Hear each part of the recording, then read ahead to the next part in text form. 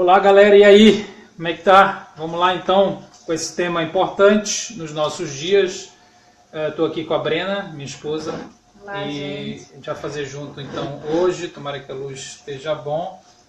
A gente está se espremendo para caber na tela.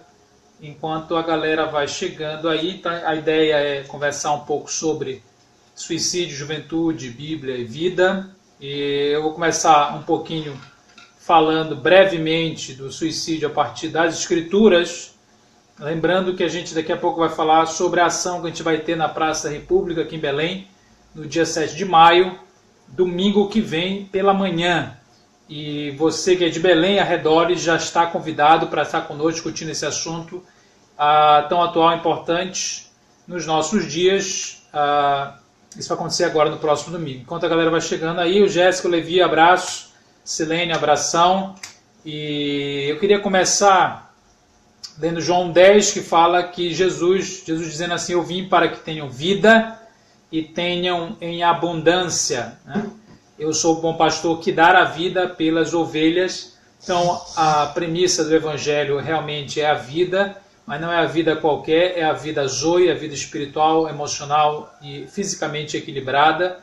E isso realmente é um desafio enorme para todo mundo, e por isso que o problema do suicídio, da automutilação, que é um outro tema que surgiu muito forte nesses dias na mídia, é um tema que vai afligir e diz respeito a todo mundo, seja na igreja ou nos ambientes profissionais, ambientes pedagógicos, seja onde for, é um assunto altamente relevante. Nas Escrituras a gente tem alguns suicidas clássicos e famosos, né? E enquanto eu abro aqui em 2 Samuel, queria mandar um abraço lá para o Emerson, para o Márcio, para o Marcos Rego, Paz de Cristo, meu amigo, valeu. E a Carminha também por aqui. É isso aí. 2 Samuel 17 fala sobre o suicídio de um cara chamado Aitofel, que se mata, apesar de ter sido da alta corte do rei Davi. Ele participou de um golpe contra o rei, e ele então, por uma desilusão profissional, junto com Absalão, que era filho de Davi, e também provavelmente por uma profunda desilusão com o próprio rei, que era uma figura importante, figura espiritual, figura militar, figura de liderança, ele vai se matar quando não é atendido o seu conselho ao rei. Ele era o conselheiro do rei e parente de Urias e Batseba. Então, Aitofel ele sofre uma profunda desilusão com a liderança e frustra-se profissionalmente, e aí ele não consegue lidar com essa vergonha, com esse temor, com esse caos que ele experimenta dentro de si, e tira a própria vida enforcando-se. O versículo diz que ele albergou o jumento, dispôs, foi para casa, cuidou dos seus negócios, pôs ordem nos seus negócios. É interessante essa premeditação de Aitofel, né? Ele coloca ordem nos seus negócios e se enforca. Foi sepultado na sepultura do seu pai, e certamente o suicídio já está aí nas Escrituras desde a época de Davi, há milhares e milhares de anos atrás. Você tem além dele, para a gente fechar rapidamente essa parte, Abimeleque, em Juízes 9, que vai se matar também de maneira muito interessante. Ele pede que alguém o mate, porque ele não queria ser morto por uma mulher. Então, se você seguir o exemplo de Abimeleque, você vai querer a morte por um homem. Olha que interessante, né? Para não sofrer a vergonha de ser assassinado por uma mulher, Abimeleque pede que o seu escudeiro, fiel escudeiro, o assassine. Então é mais ou menos um suicídio assistido. Mas aí ele é contado como suicida porque ele se mata usando a faca, a espada, junto com Saul também, né, que se mata usando a espada do inimigo. Zinri e Sansão. Sansão é complicadíssimo, né? Herói, juiz. E apesar da sua espiritualidade, a sua união com Deus, a sua completa, como é que eu posso dizer?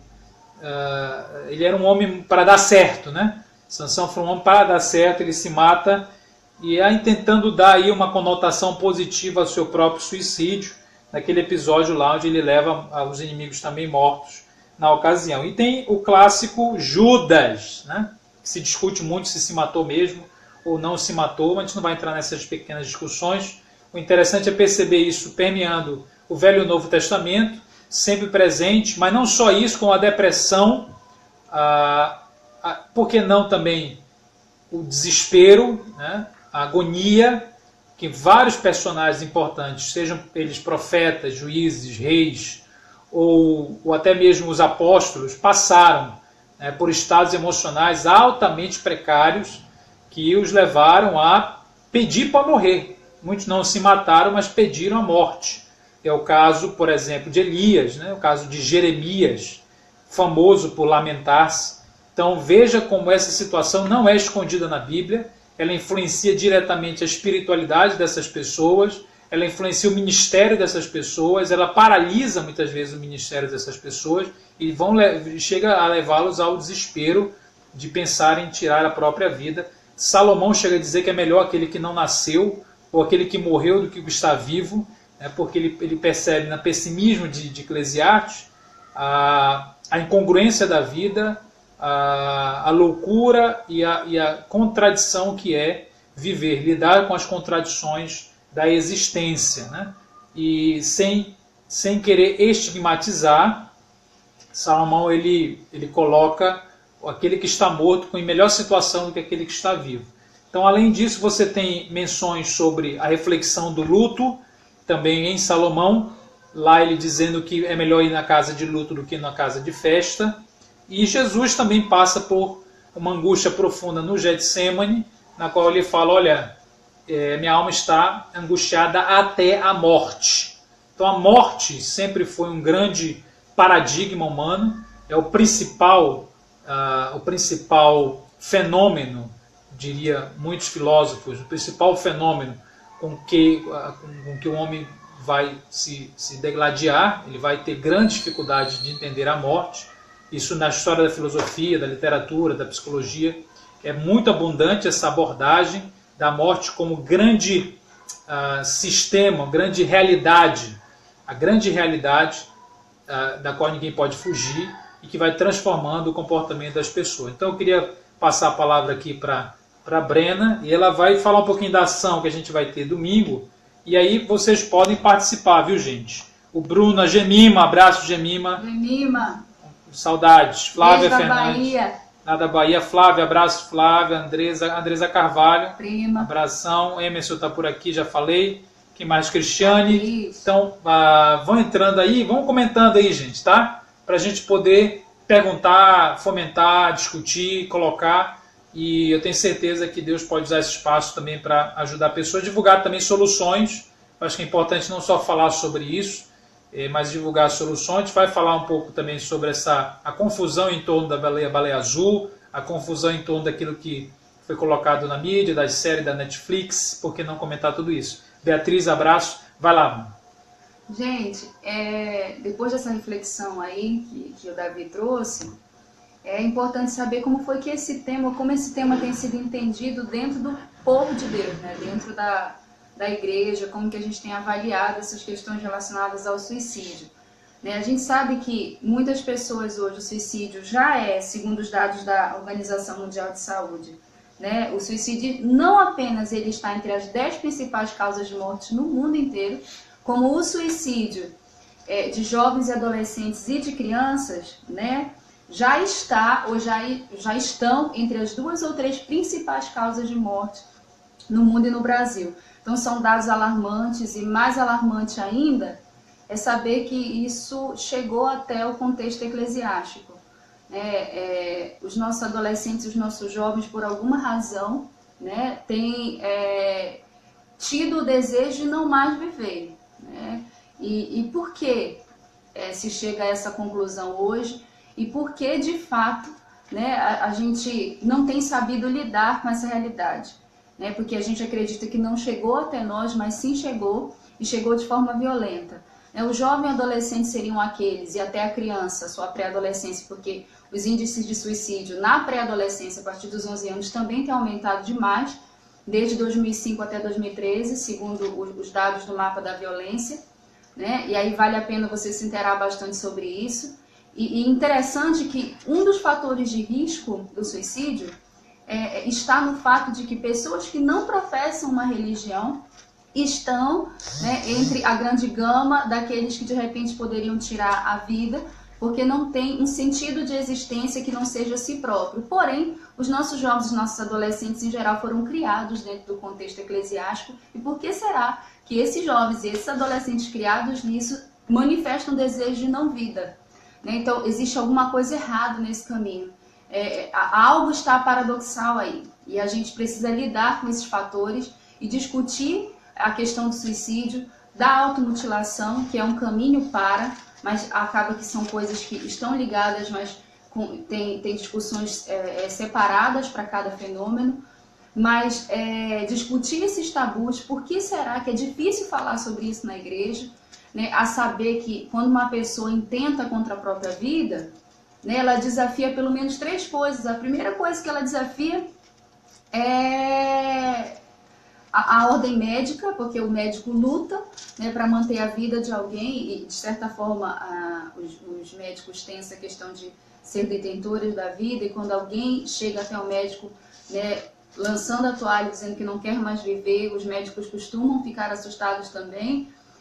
O suicida, ele desafia a própria religião, o próprio aprendizado cristão, uma vez que nós aprendemos desde pequeno que o suicida não tem parte no reino, etc. e tal, né? E ele desafia o sistema inteiro, né? O sistema que tem lutado para fazer com que as pessoas cada vez mais comprem mais, vivam mais, se transformem mais para viver mais. Essa pessoa que intenta contra a sua própria vida simplesmente quer dar um basta e nada disso importa.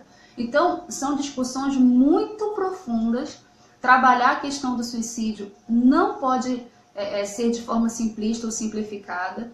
E, de certa forma, o que eu tenho me assustado nas redes esse último tempo é a tentativa da maior parte dos cristãos de simplificar o fenômeno. Né? Brincadeiras muito desagradáveis, como a brincadeira da Havaianinha azul, né? O que falta é isso, o que falta é aquilo. A gente é muito rápido para poder julgar, para poder dizer, sem entender de fato o que tem acontecido na raiz da questão. Existem estudos de anos e anos e anos e anos e profissionais que se debruçam sobre o tema, sem fechar a questão.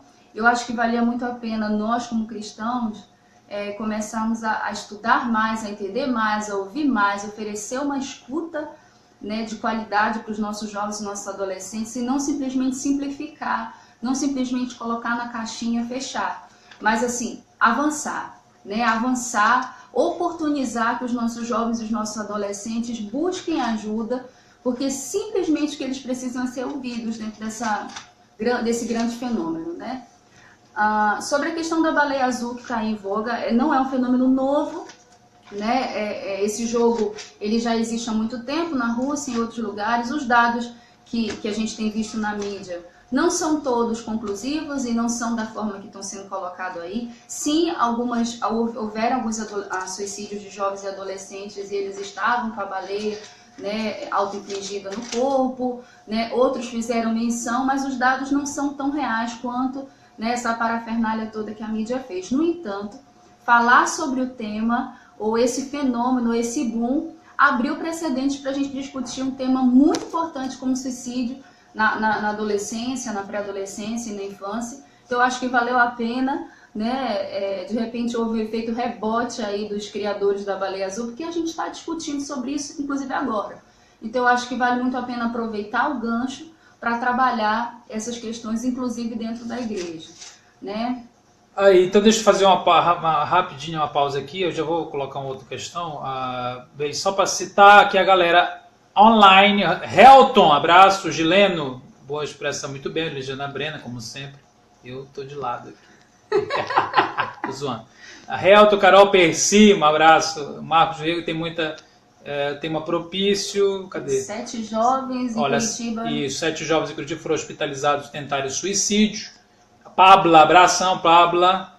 A Nilza também, ex-aluna nossa. Tássia Santos aqui, muito bem. Quem mais? Jandira Lopes. Luciana Monteiro, todo mundo, um abraço aí. Vão entrando aí, gente. Só lembrando, domingo, dia 7 de maio, em Belém do Pará, Praça da República, 9 horas da manhã. Vamos ter uma intervenção, uma ação de mobilização, de conscientização sobre suicídio, automutilação e vida.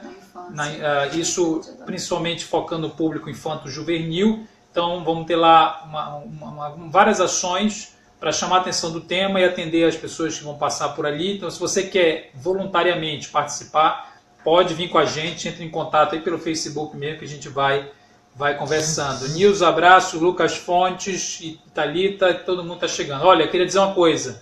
Eu vou colocar uma questão que eu queria que a Brenda comentasse, é a questão da felicidade. Então, a gente hoje vive uma demanda por felicidade muito grande. Então, a gente acha que se fingirmos uma felicidade, as pessoas vão gostar mais da gente. Então, como isso afeta psicologicamente o sujeito, né, que vive uma não felicidade. Então, o sujeito está infeliz. Por alguma razão. Por várias razões, né? E parece que a gente não aceita mais ser infeliz. A gente não aceita mais ter certas dores. A gente acha que a saúde é felicidade a todo custo. Então, ou é feliz ou morre.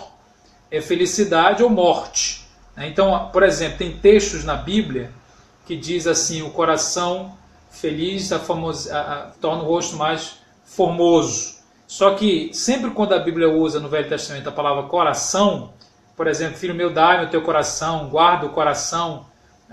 O coração representa o próprio homem, como diz também lá em Provérbios. Coração não é o centro emocional do indivíduo.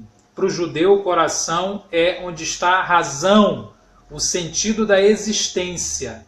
Então, o coração é onde se processa o sentido, a razão da existência. O que ele quer dizer no texto? Coração feliz é a pessoa que sabe o sentido e a razão da sua existência. Então, quando você perde isso, certamente tudo mais murcha. Né? Então, veja, e a pergunta que eu coloco é essa. Será se a gente não está criando um patamar de felicidade que não se pode alcançar? Então, aquelas pessoas que não consomem, que não têm a roupa da moda, a roupa, o celular, que não conseguem ter aquilo ou isso, elas não começam a sentir-se infeliz porque a gente colocou um padrão de felicidade muito alto. Pessoas que não conseguem alcançar expectativas da igreja, expectativas da família, expectativas que ele mesmo coloca no campo profissional, né? Será que a gente não deveria questionar os nossos padrões de realização? Né? Como é que a pessoa chega a essa infelicidade ou outro nome que se dê, que vá levá-la a um estado de autodestruição? Né? Porque se a gente for definir o suicídio, é interessante essa palavra, né? A gente pode definir o suicídio como um gesto de autodestruição, realização do desejo de morrer, de dar um fim à própria vida, né? E isso geralmente está num contexto. Eu acho que a principal coisa aqui é discutir esse contexto, entender que é um ato de desespero, não é um ato legítimo, no sentido de que nós não devemos tornar esse ato, não dar a esse ato um glamour que ele não possui. Eu acho que essa é a importância da discussão, até para não incentivar. É um desespero, mas o contexto que as pessoas estão vivendo de infelicidade, que a gente tem que questionar qual é o nosso padrão de felicidade. Então essa é a questão que eu queria colocar. O que a gente precisa fazer é um trabalho de base, né? O que os pesquisadores e os que têm se debruçado sobre o tema têm pensado é que a gente precisa lidar com as bases das bases das bases das coisas. Por exemplo, o que é sugerido? Vamos pensar na família, né? Todo mundo é formado dentro de uma família. Seja ela os moldes tradicionais ou não, somos formados por uma família, ou a partir dela. Então, de repente, o que é dito pela Organização Mundial de Saúde é que a família precisa, por exemplo, trabalhar alguns temas que são difíceis com a criança, como a morte, por exemplo, né? Desde muito cedo. Né? Dar uma perspectiva da morte, da perda, né? Dar uma perspectiva sobre o não ter as coisas para a criança desde muito cedo, para que ela saiba administrar as pressões e esses sentimentos que desde a infância, né, na nossa sociedade começam a bombardear as crianças, né, sobretudo. Uma outra coisa que vale a pena dizer é que a gente precisa trabalhar conceitos que valorizem a vida. O que é isso? Acho que a maior parte das pessoas conhece o CVV, né, que é o Centro de Valorização da Vida, né, que oferece uma linha telefônica para que as pessoas liguem, né, e comuniquem como estão emocionalmente e de repente são potenciais suicidas. Existe uma diferença entre o comportamento e a ideação suicida e o suicídio em si. Então existem algumas informações que a gente precisa desmistificar, porque a pessoa que cometeu o suicídio não começou de ontem, né? Houve todo um processo de ideação anterior e a gente ouve coisas muito desagradáveis, tipo, quem quer se matar não avisa. Isso aí é horrível, você não deve falar, porque sim, a pessoa avisa, ela manifesta sinais, né? Não é querer chamar a atenção. Eu estou lendo um artigo muito bom do Conselho Federal de Psicologia que diz que as pessoas que têm ideação suicida ou que tentaram suicídio, elas não estão chamando a atenção, elas estão clamando por atenção, né? As causas que fazem a pessoa, né, deflagrar o ato são inúmeras, são diversas, não são simples.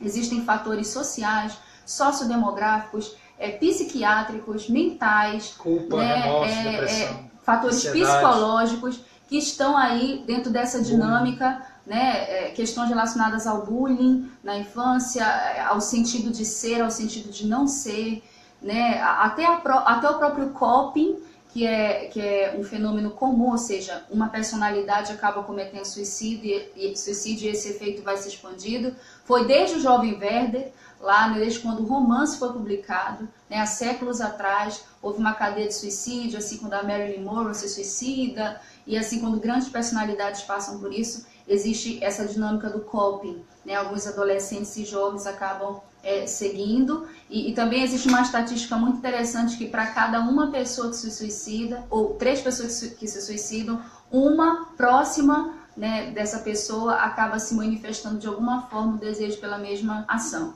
Então existem muitas coisas a serem estudadas, e quando eu falo de valorização da vida, eu falo de a gente trabalhar com as crianças os seus sentimentos, e sentimentos que não são de repente tão agradáveis de serem sentidos, mas que eles existem, tipo frustração, culpa, né, raiva, ódio, e tantos sentimentos que inclusive a escola pode começar a trabalhar, né, de uma maneira tranquila, porque quando a criança chegar na fase adulta ou na fase da adolescência ou da pré-adolescência, onde de fato ela vai estar ali diante de grandes conflitos, de decisões, ela vai estar questionando a sua felicidade, o seu lugar no mundo, ela vai estar questionando a família a que ela pertence, por que a família dela não é igual à família do fulano, por que ela não tem o que ela gostaria de ter, qual a profissão que ela vai assumir, ou seja, nós temos que parar de tratar a criança e o pré-adolescente e o adolescente como se eles fossem, mas eles já são, certo? Eles estão, eles atuam, são seres atuantes que decidem,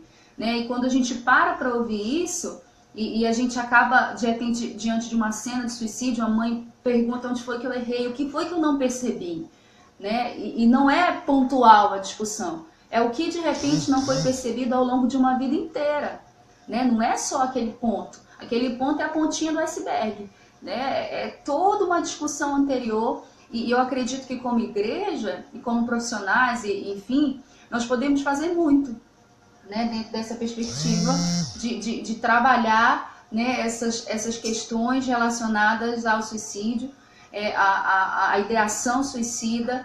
Sabia, segundo a cartilha do CVV, em uma sala com 30 pessoas, se a gente lançar o desafio, 5 delas já pensaram em suicídio, o que é um dado alarmante demais, né? Então é importante a gente lidar com essas questões de felicidade, de busca, né, que são anteriores à ideação suicida. É exatamente um conceito de felicidade no qual caiba a dor, a perda, né? Um conceito de felicidade no qual caiba a angústia. Então é isso que a igreja muitas vezes não contribui, porque o conceito de felicidade triunfalista, que é o conceito atual de muitos arraiais religiosos, nele não cabe a perda. Nele não cabe a derrota, porque é só vitória. É vitória, vitória, vitória. Nele não cabe o sabor azedo, só cabe o doce. Então veja, isso não é cristianismo, isso não é Cristo. O Cristo abre a boca e diz: bem-aventurado o que chora, bem-aventurado o que tem sede, bem-aventurado o que não tem. Sede é ausência, né? Ser bem-aventurado o pobre, nas suas diversas, no amplo espectro de pobreza, né?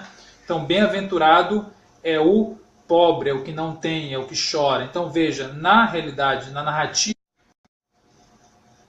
Voltou? Estamos aqui, gente. Eu acho que voltou agora, a conexão está meio ruim. Vamos ver se a gente retoma. Eu acho que voltamos. Algum sinal aí? Vamos voltar então. Olha, eu queria só citar aqui a Joyce. Onde eu posso encontrar o artigo que eu mencionei? A Joyce Rafael, já vou chegar lá. A Jandira Lopes, só para a gente ir na ordem aqui, a Jandira Recife, sábado falando que um rapaz se jogou na frente do metrô por causa de uma traição, né? Então uma desilusão amorosa. A gente voltou, né? Ficou legal a conexão, deu uma caída aqui, mas já estamos de volta. A Joyce Rafael, Jandira de novo, William Santos perguntando sobre o artigo.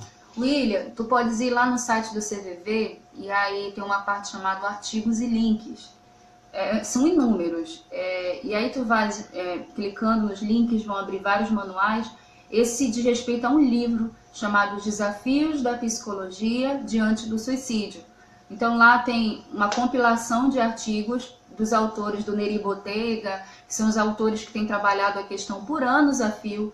Lá tem dados do mapa da violência que são atuais, desde 2013. Você pode ir até o mapa da violência também. Então, lá os dados são bem coerentes, são dados muito atuais e lá você pode encontrar. Tá, então, CVV, não é isso? O site do CVV.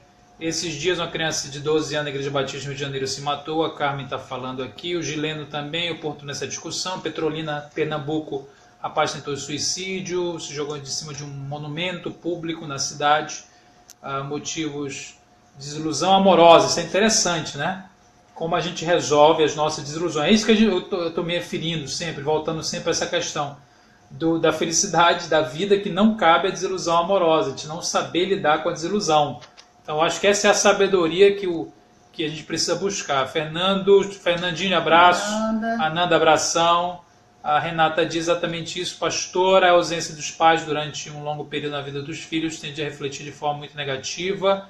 Precisamos de um pouco mais de humanidade nos arraiais evangélicos. César, falou César.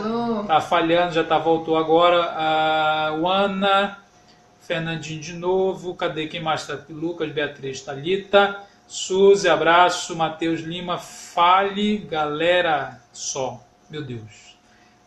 Frente às ressignificações que a nossa sociedade tem vivenciado, a citar a forma de comunicação das nossas crianças e adolescentes com a tecnologia nos nossos dias, aonde...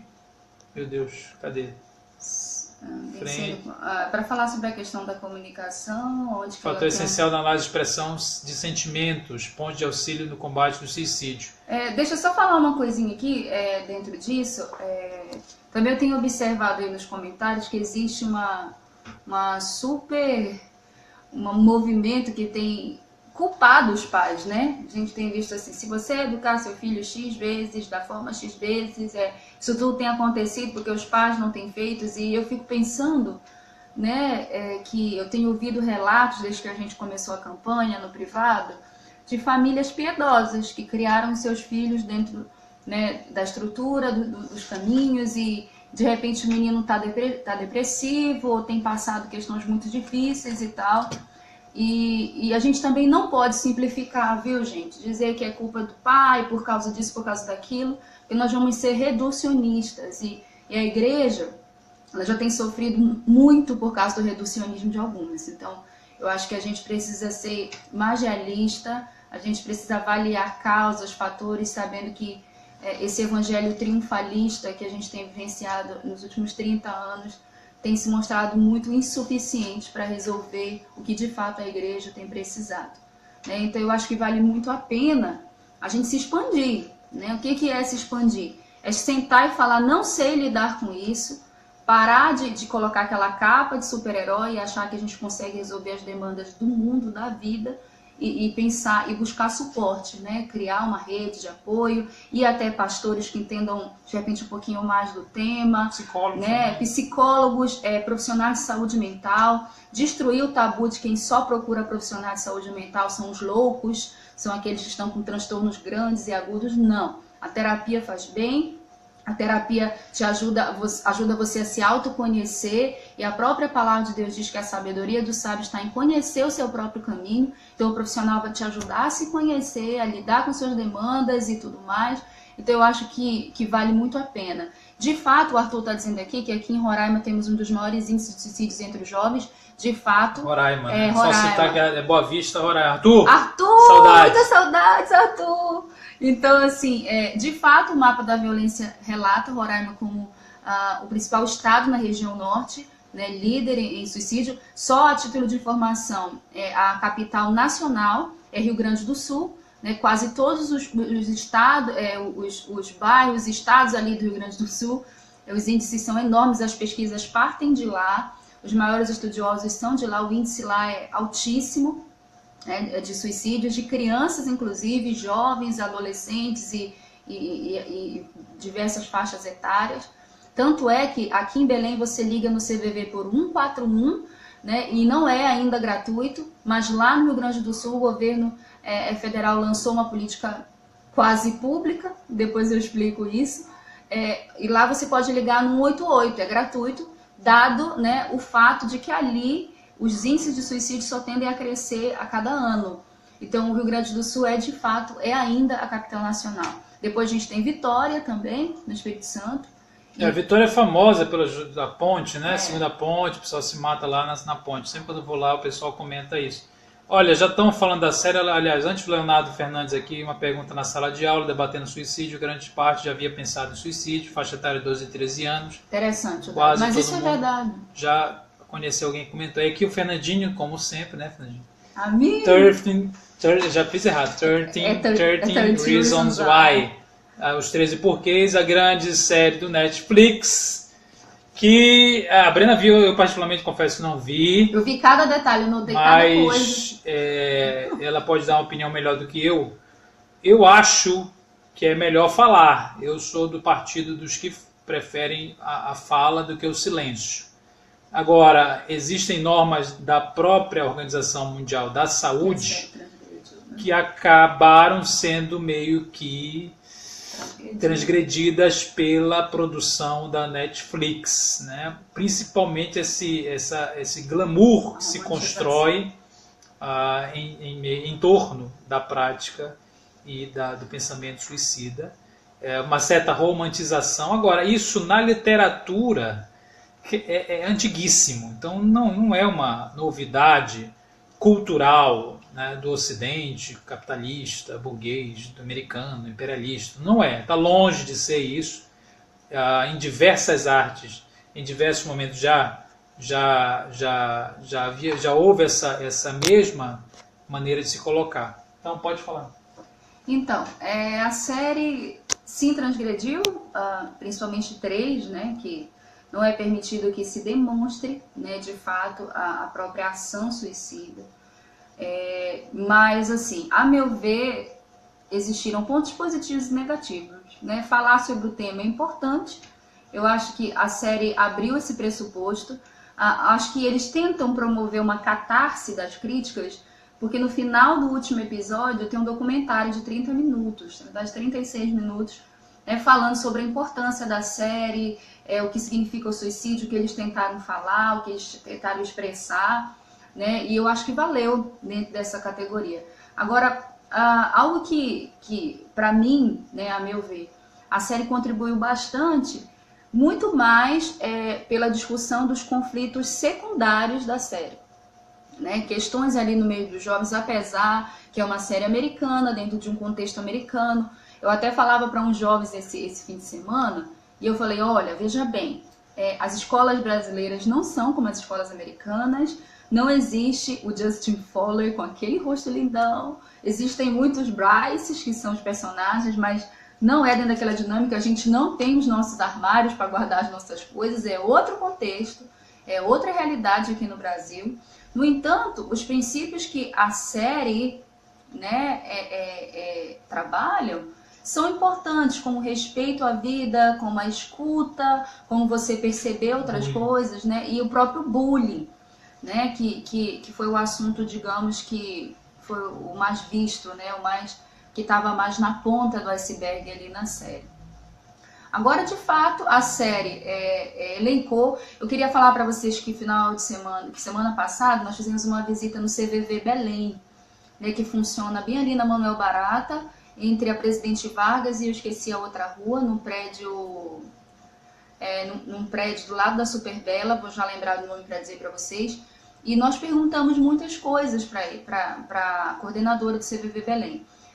O CVV Belém, ele não atende via chat ou e-mail, só por telefone ou indo lá pessoalmente, mas ela nos contou que depois da estreia da série, os atendimentos via chat e via Skype, né, e até mesmo e-mail, eles quase que quadruplicaram, né, porque os jovens eles têm mais acesso, né, ao celular, à informática, do que ao próprio telefone em si.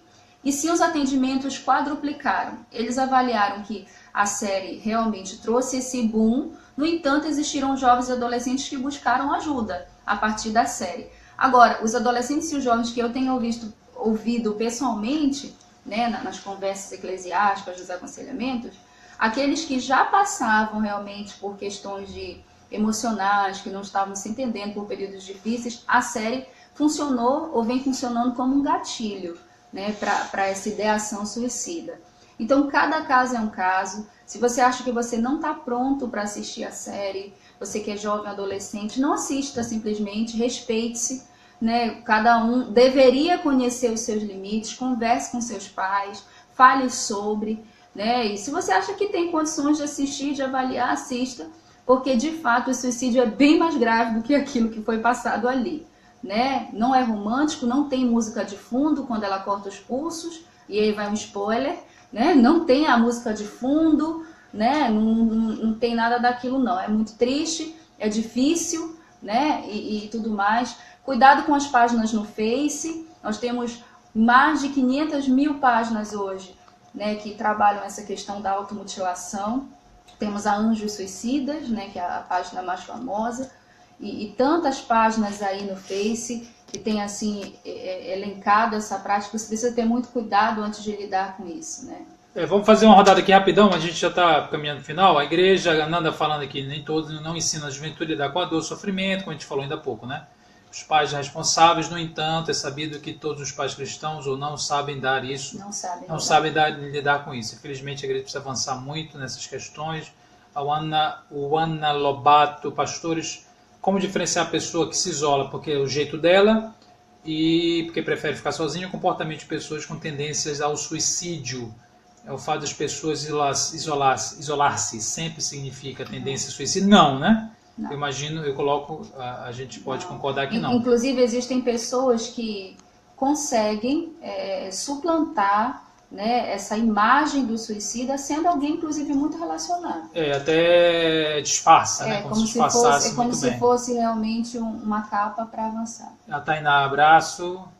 A Rosinaldo, a Beatriz dizendo que não recomenda. Assisti essa série, mas não recomenda. A Nádia, abração Nádia. O Juliana aqui explicando. Meu Deus, Juliana, tu tá escrevendo que só hoje. Vendo um livro. Falando aqui das coisas. Resultado, sim, ou seja, como se fosse um acidente aéreo, um desastre aéreo, que são a soma de vários fatores, não apenas um só. O Ítalo, abraço pro Ítalo. Matheus Rodrigues, Matchman. Eu encomendo. Acho que recomendo, né?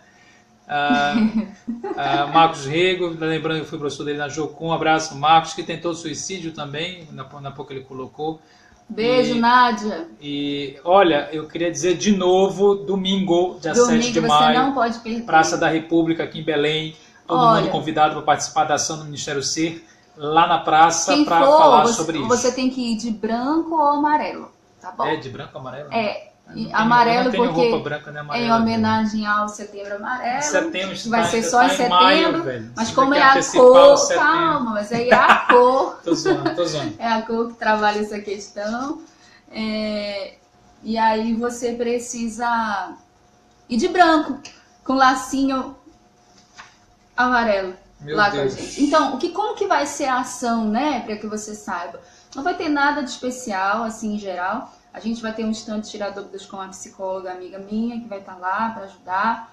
Nós também vamos estar lá ali, né, alguns, e a gente vai ter alguns teatros mudos, ou seja, pessoas levantando placas com frases de pessoas que se mutilavam e tal, espalhados pela praça, né? E vai começar 9 horas, tá? Da manhã. Não sei exatamente, provavelmente a gente vai ficar naquele mesmo lugar que a gente ficou no outro dia. Sim, né?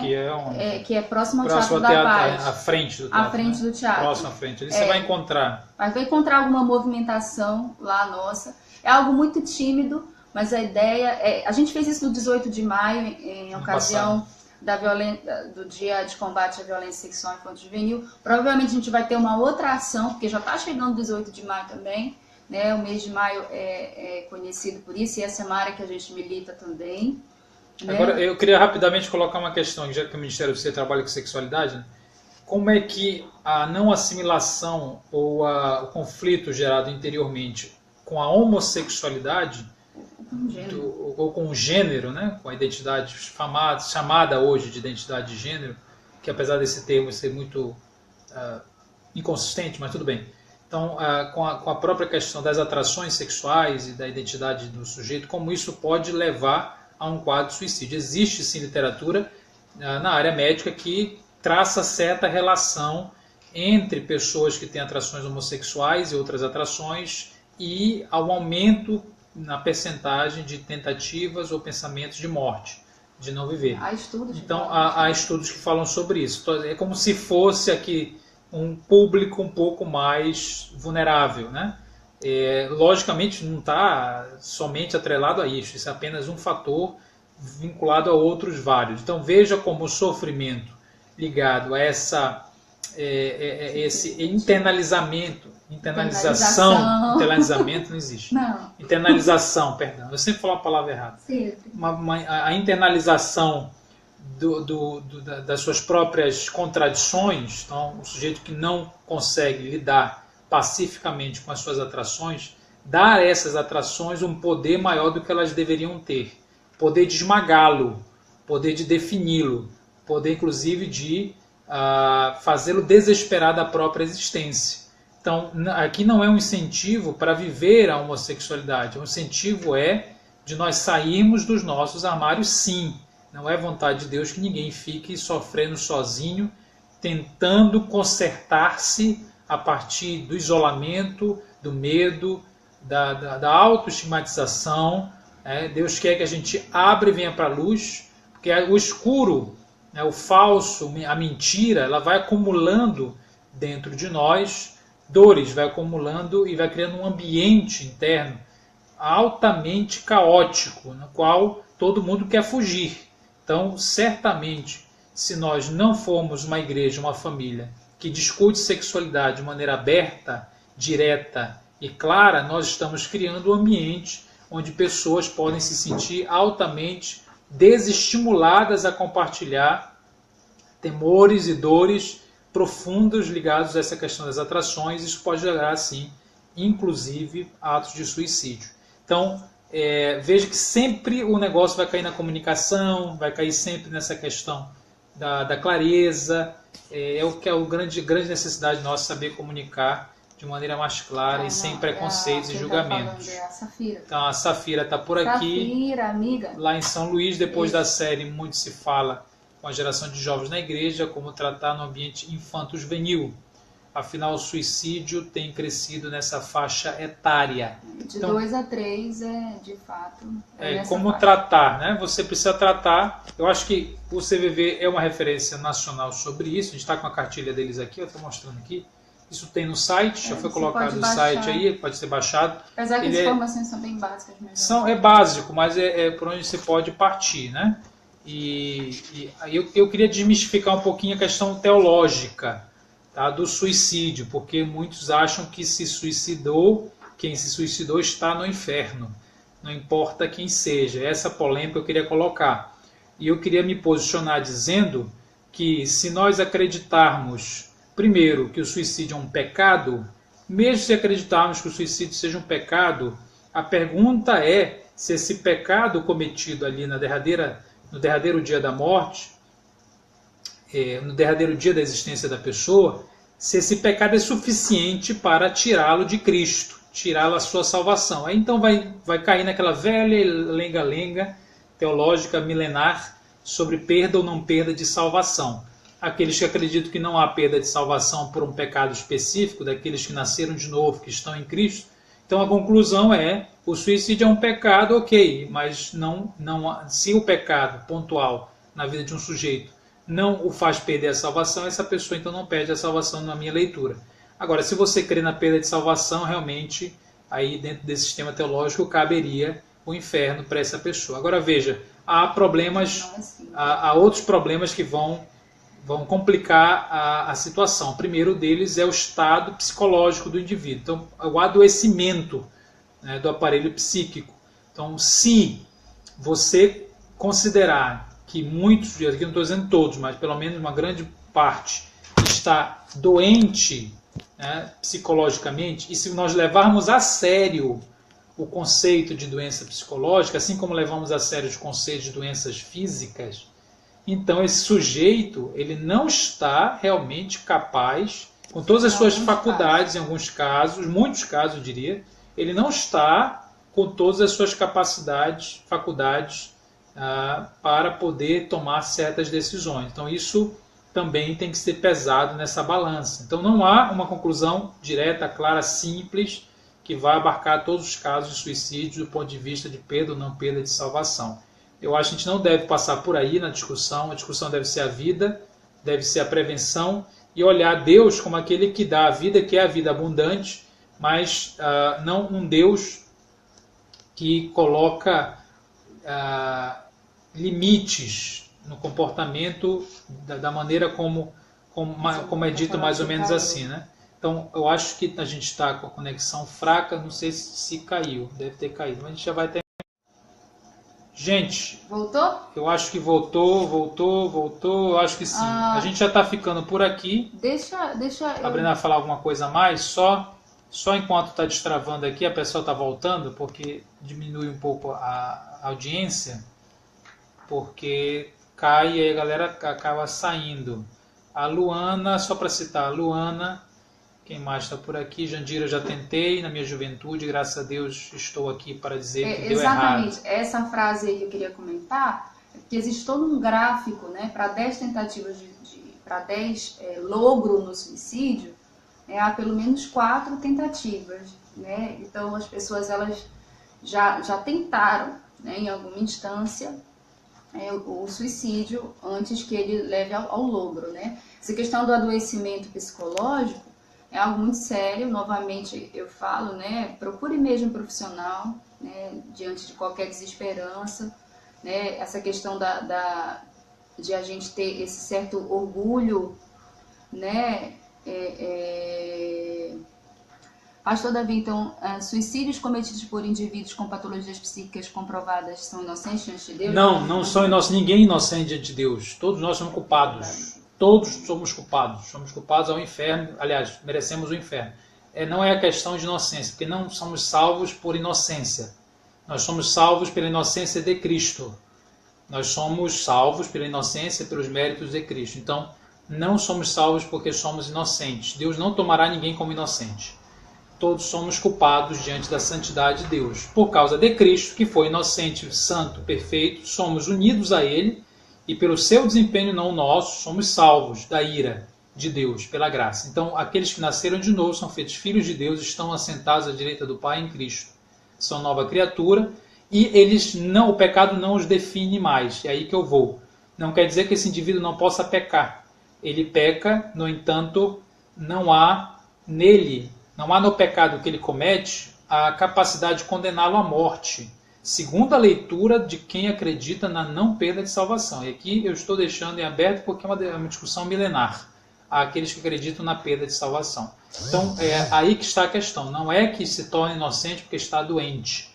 Não é essa a questão. Não há no suicídio qualquer conotação positiva. Ele continua sendo pecado. Ele continua sendo um pecado grave.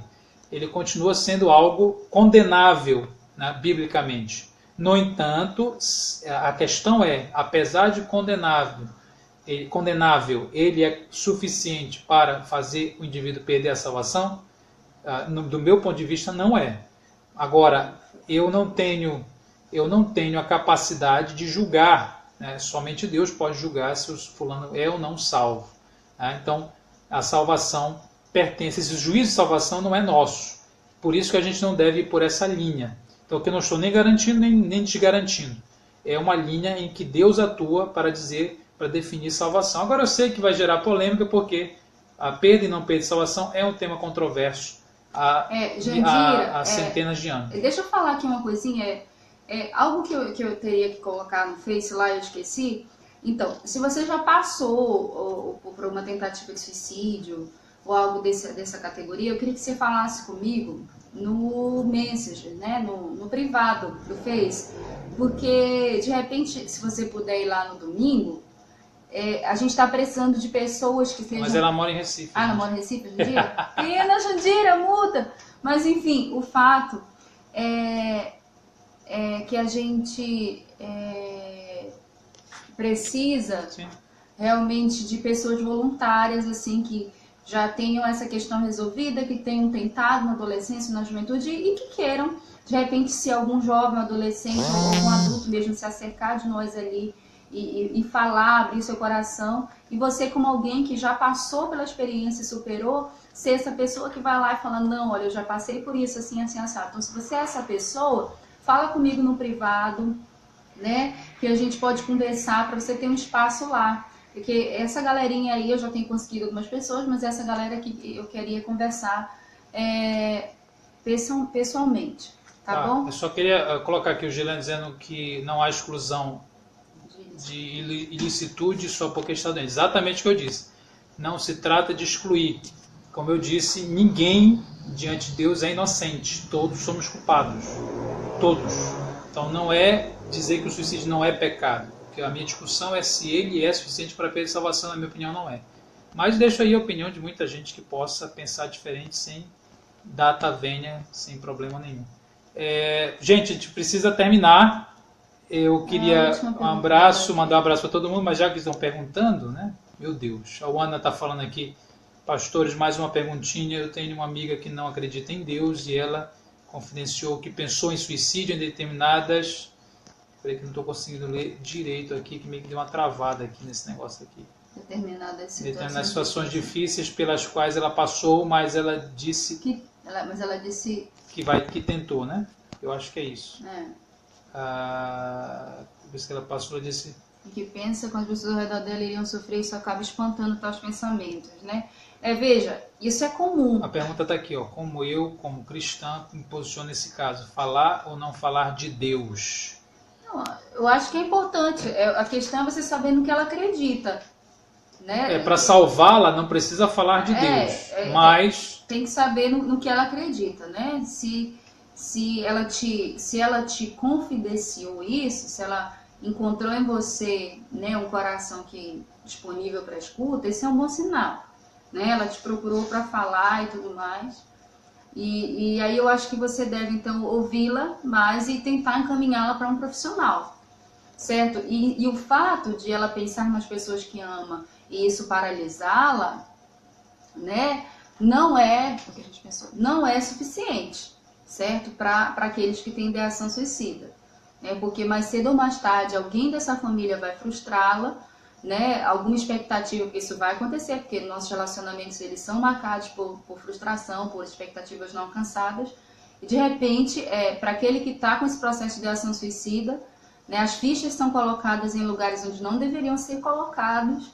Então, provavelmente, na primeira decepção de algum membro da sua família, isso não vai ser suficiente para sustentar o desejo ou não desejo de tirar a própria vida.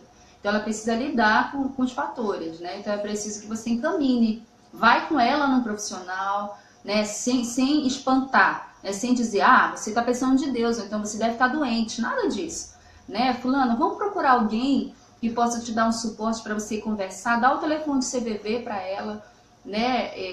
Eu vou com você para a gente ter uma conversa para saber o que de fato está acontecendo, porque eu não estou conseguindo te acessar, te alcançar.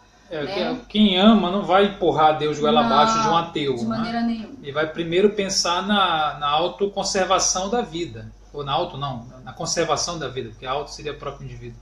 Então, na conservação da vida, que é o urgente, né? E o urgente vem primeiro.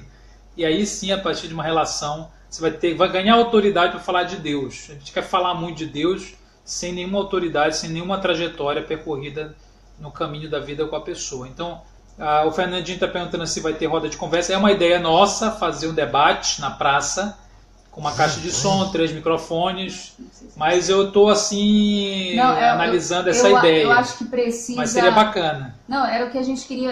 Eu acho que precisa, para ligar a caixa de som, algo assim, precisa da autorização da SEMA. Mas eu acho que talvez a gente possa fazer sem caixa de som. Só a gente. Bom, a gente vai tentar fazer, viu, Fernandinho? Vamos lá com a gente. No caso, o pessoal que vai que vai se colocar como voluntário, de repente vocês poderiam chamar as pessoas para a roda de conversa. Provavelmente a gente vai ter ação de 9 às 10, ou seja, onde as pessoas vão ver as pessoas de máscara, com as frases e tal. De repente, de 10 a 10 e meia podia ser a roda de conversa, certo? E aí vocês já funcionariam como esses voluntários. Se você for lá, não chega 9 horas, a gente vai estar lá desde umas 8, né, 8h15 estourando, porque só vai mesmo participar da ação propriamente dita quem chegar um pouquinho mais cedo lá, tá bom? E a gente vai tentar falar realmente como vai funcionar. Excetuando os obreiros do C que já estão com a gente há um tempo e já sabem como é que vai funcionar. Nossa, que triste. Josiane, cadê a Josiane aqui? Alguém? Josiane Aparecida, graças. Peraí que a gente tá lutando aqui com o touchscreen do... Vamos lá. Meu pai se suicidou há 30 anos atrás e eu ia completar 2 anos de idade apenas. Cresci com um sentimento de raiva e a figura paterna me mostrava covardia e egoísmo. Se eu conseguir mudar isso quando me converti, Deus ressignificou isso na escola do Avalanche. Que legal. Você é de onde, Josiane? Josiane. Eu não estou te identificando aqui, se eu te conheço. A foto não está conseguindo te identificar. Mas esse teu relato é muito bom, muito interessante. Bom, muito mesmo. Que Deus te abençoe. E certamente Deus tem vida abundante para vocês. A Safira aqui já querendo saber da Escola C 2018. Safira. Vamos orar. No C, na Escola C é Escola de Sexualidade, Safira. Quem sabe a gente fala, mas não é o nosso tema lá na Escola C. Gente, eu queria mandar um abraço e dizer que a gente precisa terminar. Vai ficar esse vídeo aí na minha timeline, vai compartilhar do Ministério Ser também, da Brenda. Lembrando, para finalizar, dia 7 de maio, a Josiane de Poços de Caldas, abraço. A 7 de maio, 9 da manhã, Praça da República em Belém, ação do Ministério Ser sobre automutilação e suicídio, focando o público infanto-juvenil, discussões aí no campo da teologia, psicologia, sociológicas também, e tudo que é tipo de lógica. Tá? Vem com a gente, vai ter teatro, vai ter coisa boa, quem sabe discussão.